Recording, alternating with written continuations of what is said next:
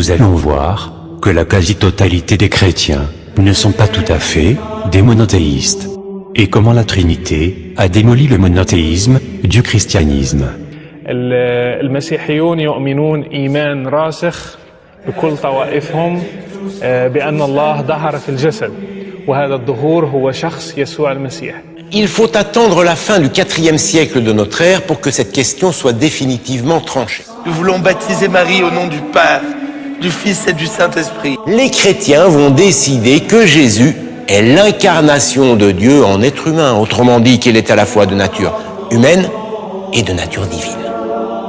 Alors que les églises refusent la chrétienté des fidèles s'ils ne croient pas à la Trinité, un Dieu en 3 personnes. Celui qui croit en lui échappe au jugement. Celui qui ne veut pas croire est déjà jugé, parce qu'il n'a pas cru au nom du Fils unique de Dieu. Le grand mystère de la Trinité. Un seul Dieu en 3 personnes. La majorité des chrétiens, dans une église, regardent les statues de Jésus, crucifié, ou de Marie, comme des liens visuels avec Dieu. Parfois même, ils parlent aux statues comme ils parlent à Dieu. Seigneur, pardonnez-moi.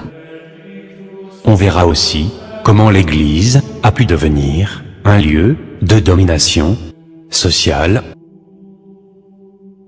religieuse et politique. Il réorganise la direction de la Banque du Vatican décriée et institue une nouvelle façon de gouverner. Les intentions du pape François ne sont pas très bien accueillies par les éminences politiques du Vatican. Ce qui a engendré une lutte acharnée pour avoir une place dans sa hiérarchie. Le monothéisme chrétien n'est pas le monothéisme juif ou musulman. Dieu est unique, mais il est aussi pluriel. Il est un seul être, une seule essence, en 3 personnes. Le Père, le Fils et l'Esprit. L'idée de 3 personnes, manifestation de Dieu... Vous allez voir que les chefs religieux chrétiens parlent de Dieu unique, mais n'arrivent pas à s'en sortir avec le concept de la Trinité. Chacun explique et comprend la Trinité à sa façon.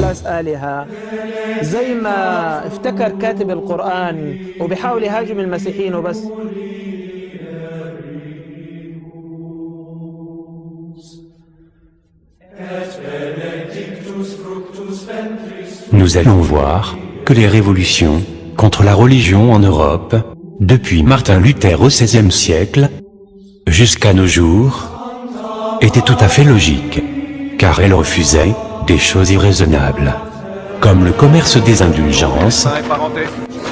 Hendrik Luther, grand-père.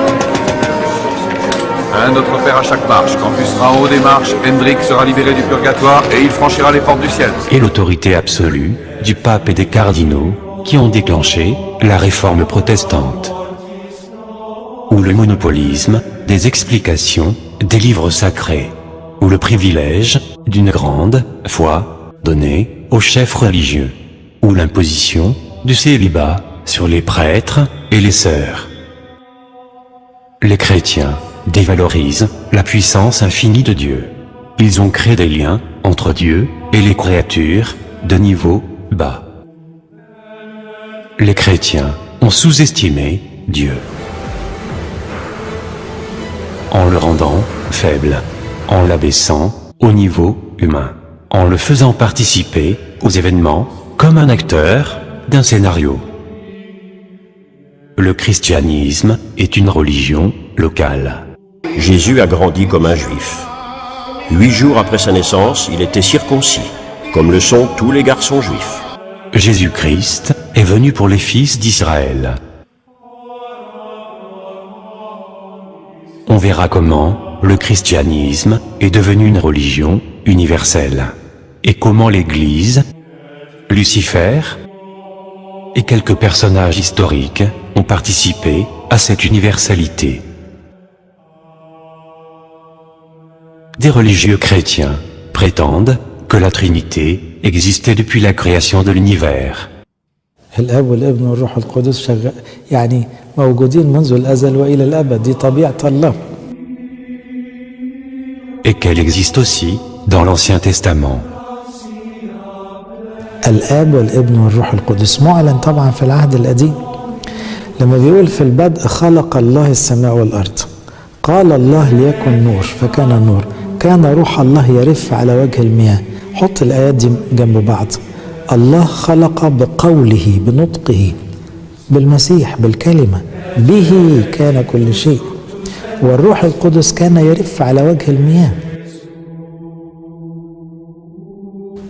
إذا من أول إصحاح في الله الآب الذي خلق بابنه بكلمته وفي روحه القدس كل شيء وجد.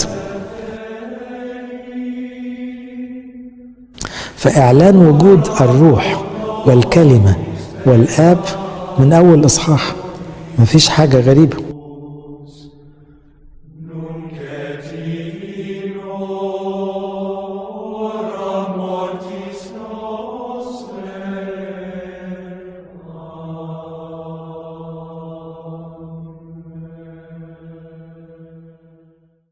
Alors que les Juifs refusent totalement ce concept. Isn't it more likely, isn't it clear that the Trinity was unknown to anyone and it's a product of a Catholic Church which... Ainsi que la religion des musulmans. Le chrétien dit, le Père est Dieu, le Fils est Dieu et le Saint-Esprit est Dieu, mais ils ne sont pas trois dieux mais un Dieu unique. Par Dieu, c'est une hérésie incompréhensible. Chez les chrétiens, Jésus est mort, crucifié. À 3 heures de l'après-midi, le martyr était libéré de ses souffrances. Jésus de Nazareth était mort. Puis, il est ressuscité. 3 jours plus tard, des femmes venaient au tombeau. Il était vide. Des gens étaient soudain convaincus que Jésus était ressuscité. Pour les Juifs, il n'est pas le vrai Messie qu'ils attendent. On comprend donc pourquoi un Juif il fait confiance uniquement aux prophéties qui vont dans l'esprit de Moshe Rabbeinu. Tout ce qui vient et qui change quoi que ce soit de la Torah, on ne fait pas confiance. Pour les musulmans, Dieu l'a élevé vers lui. Et les Romains ont crucifié un homme qui ressemble à Jésus-Christ. Mais les chefs spirituels des 3 religions confirment son retour à la fin des temps. Ce retour n'a pas d'importance pour l'humanité. Son éventuel retour ne change en rien la note des humains. Plus besoin de la foi. Tout est fini. La traduction des paroles de Dieu affaiblit considérablement la force de la religion. Chaque mot perd la majorité de ses liens dans le livre sacré. Ainsi, une religion traduite ne peut accomplir parfaitement sa mission si elle est gérée et comprise par une autre langue ou culture. On verra aussi que la Bible n'est pas tout à fait un livre sacré, ni pour une seule religion. Les Juifs n'acceptent que la partie surnommée l'Ancien Testament. L'un des intérêts principaux de Lucifer envers les chrétiens est de garder dans leurs esprits le concept de la Trinité, car il sait que la quasi-totalité des chrétiens croient à la Trinité.